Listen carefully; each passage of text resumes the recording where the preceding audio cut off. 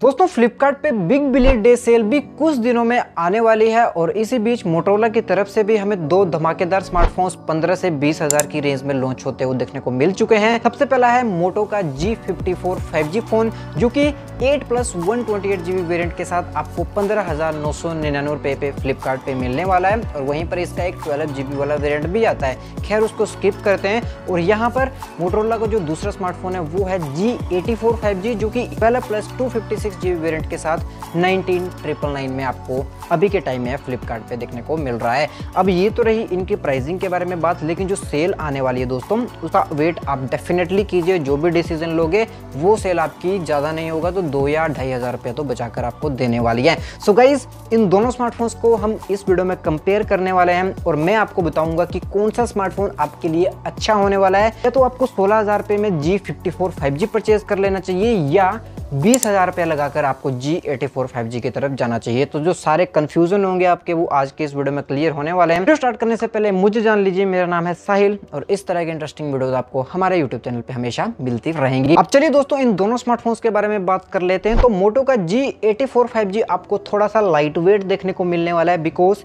ये जस्ट 168 ग्राम का है और जो इसकी थिकनेस है वो सिर्फ 7.6 mm की ही है। तो इसका मतलब ये है कि जो मोटो का G84 5G है वो थोड़ा सा हल्का है और थोड़ा सा पतला भी है। तो अगर आपको एक हल्का सा लाइट वेट स्मार्टफोन यूज करना है और एक स्लीक सा स्लिम सा फोन यूज करना है तो आप मोटो के G84 5G की तरफ जा सकते हो। वहीं पर जो हमारा G54 5G है उसका वेट हमें 192 ग्राम देखने को मिल जाता है। अब जो G84 है उसके हल्के होने का एक रीजन ये भी है कि वो सिर्फ 5000 mAh की बैटरी के साथ ही आता है, तो वहां पर भी वेट रिडक्शन में हमें थोड़ी सी हेल्प मिल जाती है। और उसी के साथ जो G54 5G है वो 6000 mAh की बैटरी लेकर आता है, तो ऑब्वियस सी बात है कि उसमें आपको वेट थोड़ा सा ज्यादा मिलने वाला है। अब G54 5G आपको IP52 की रेटिंग के साथ देखने को मिलेगा और जो G84 5G है वो आपको IP54 रेटिंग के साथ देखने को मिलेगा। तो इसका मतलब जो G84 5G है वो आपको ज्यादा प्रोटेक्शन देगा हल्के फुल्के पानी के छींटों से, या इवन थोड़ा बहुत पानी भी आपके स्मार्टफोन में चल जाए तो जो G84 5G है वो आपको थोड़ी सी बेटर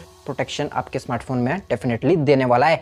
आगे की तरफ देखते हैं तो मोटोरोला का G84 5G अपने साथ एक 120 हर्ट्ज का POLED पैनल लेकर आता है दोस्तों, जो कि अगेन एक काफ़ी अच्छी बात हमें देखने को मिल जाती है, बिकॉज जो POLED पैनल है वो एमोलेड डिस्प्ले के तरह ही होता है। हालांकि ये एमोलेड डिस्प्ले तो नहीं है लेकिन उसी का एक सब्स्टिट्यूट है जो कि मार्केट में लॉन्च किया गया है।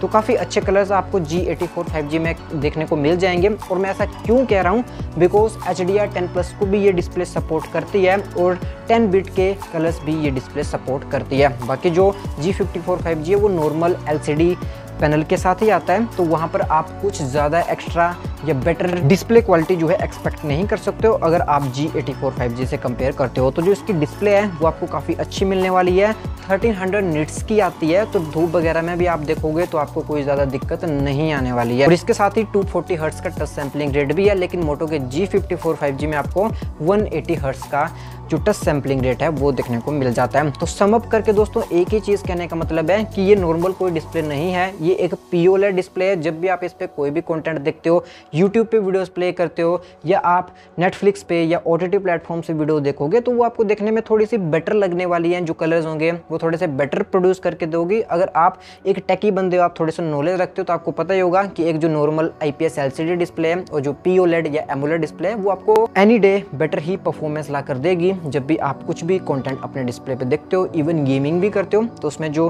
G84 5G की डिस्प्ले है वो आपको डेफिनेटली मदद करने वाली है। अब जो G54 5G है दोस्तों वो परफॉर्मेंस में डेफिनेटली बेटर निकल कर आता है, बिकॉज यहाँ पर Dimensity 7020 चिपसेट हमें देखने को मिल जाता है।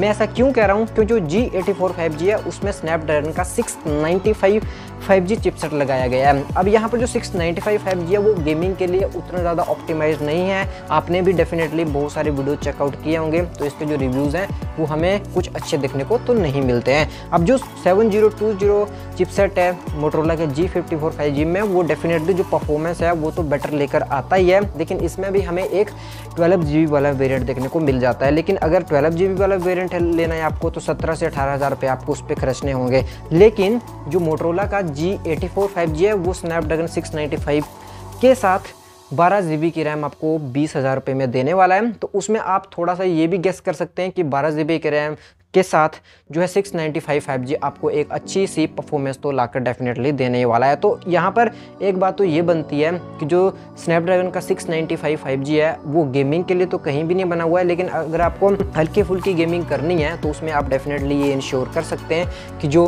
स्नैपड्रैगन का 695 5G है वो अच्छी परफॉर्म कर सकता है। लेकिन जो G54 5G है वो एनी डे बेटर स्मार्टफोन ही रहेगा अगर आपको परफॉर्मेंस थोड़ी सी ज़्यादा चाहिए। लेकिन जो G84 5G है वो आपको एक बैलेंस सा पैकेज देने वाला है, यानी कि डे टू डे टास्क जो है वो आपके अच्छे से परफॉर्म डेफिनेटली हो जाने वाले हैं। इसके बाद कुछ और चीज़ों के बारे में दोस्तों बात करते हैं हम। तो यहाँ पर in display fingerprint sensor G84 5G में मिलता है, बिकॉज ये एक POLED डिस्प्ले है तो ये सपोर्ट करती है। और जो G54 5G है वहाँ पर साइड माउंटेड फिंगरप्रिंट सेंसर ही मिलता है, क्योंकि ये एक IPS LCD डिस्प्ले है तो वो चीज़ ये सपोर्ट नहीं करती है। इसके बाद हम बात करते हैं तो दोनों के पास जो है सेंसर्स और पिक्सल्स हमें कैमरा के मामले में सेम ही देखने को मिल जाते हैं। और जो कैमरा है वो 50+8 मेगापिक्सल का दोनों स्मार्टफोन्स के बैक में देखने को मिलता है, जो कि OIS के साथ आता है। अब यहाँ पर फ़र्क दोस्तों ये है कि जो G84 5G है वो अपने साथ फुल HD 60 FPS का सपोर्ट भी लेकर आता है। अब आपको सुनने में ये ज़्यादा कोई मतलब डिफरेंस क्रिएटर नहीं लग रहा होगा, लेकिन 60 FPS एनी डे बहुत ज़्यादा डिफरेंस लेकर आता है, क्योंकि हम वीडियोस बनाते हैं तो हमें पता है कि 30 FPS और 60 FPS में कितना ज़्यादा फ़र्क होता है। तो अगर आप ब्लॉगिंग वगैरह करते हो या आपको एक अच्छी वीडियो क्वालिटी रिकॉर्ड करने की ज़रूरत है तो आप डेफिनेटली इंश्योर कर सकते हैं कि जो मोटोरोला का G84 5G है वो 60 FPS देता है और OIS भी मिल जाता है, तो वहाँ पर एनी डे आपको बेटर वीडियो क्वालिटी ही मिलने वाली है। इसके अलावा जो मेगापिक्सल्स हैं, जो पिक्सल के साइजेज हैं वो दोनों स्मार्टफोन्स में एग्जैक्ट सेम ही दिए हुए हैं। तो इसमें आप इंश्योर कर सकते हैं कि एक चूज़ करना है तो मोटो का G84 5G आपको कैमरा में थोड़ा सा बेटर ही देखने को मिलने वाला है। इसके बाद कुछ छोटी मोटी बातों के बारे में बात कर लेते हैं। तो यहाँ पर दोनों स्मार्टफोन्स में हमें डुअल स्टीरियो स्पीकर का सपोर्ट देखने को मिल जाता है और G84 5G में NFC का सपोर्ट है और G54 5G में NFC का सपोर्ट हमें देखने को नहीं मिल जाता है। सो दोस्तों ये सारी चीज़ें मैंने आपको सम अप करके इन दोनों स्मार्टफोन्स के बारे में बता दी हुई हैं। यहाँ पर चीज़ तो यही बनती है कि परफॉर्मेंस को छोड़ के बाकी सब डिपार्टमेंट्स में जो G84 5G है वो आगे ही निकल जाता है, लेकिन उसके लिए आप 4000 एक्स्ट्रा भी तो पे कर रहे हैं, तो ये चीज़ भी हमें ध्यान रखनी होगी।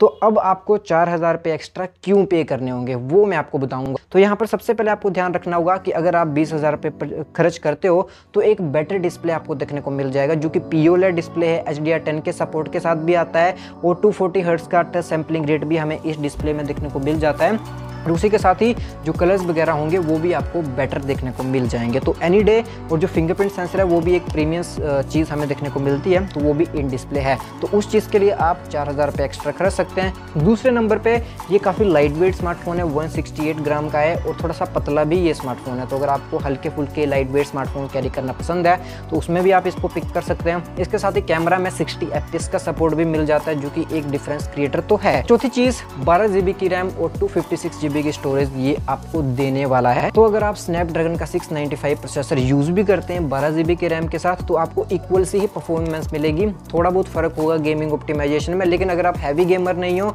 आपको बाकी सब चीज़ें ये अच्छी मिल रही हैं और उसके साथ अगर आप इसमें सेटल हो जाते हो, मैनेज कर लेते हो, तो डेफिनेटली आप मोटो के G84 5G की तरफ जा सकते हैं। लेकिन अगर आपको लगता है कि ये जो मैंने पॉइंट बताए इनसे आपके मतलब यूज़र एक्सपीरियंस पे कोई ज़्यादा फर्क नहीं पड़ेगा, मतलब आपके जो बाकी काम हैं वो तो सारे हो ही जाएंगे G54 5G के साथ, तो डेफिनेटली वो एक अच्छा फ़ोन है। 16,000 रुपये में आप उसे परचेज कर सकते हो और उसका जो 8+128 GB वेरियंट है वो उस प्राइस पर आपको देखने को मिल जाएगा। सो गाइस, कैसा आपको ये कंपैरिजन लगा इस वीडियो के कमेंट सेक्शन में आप बताइए। आपसे मिलता हूँ किसी नेक्स्ट वीडियो के साथ।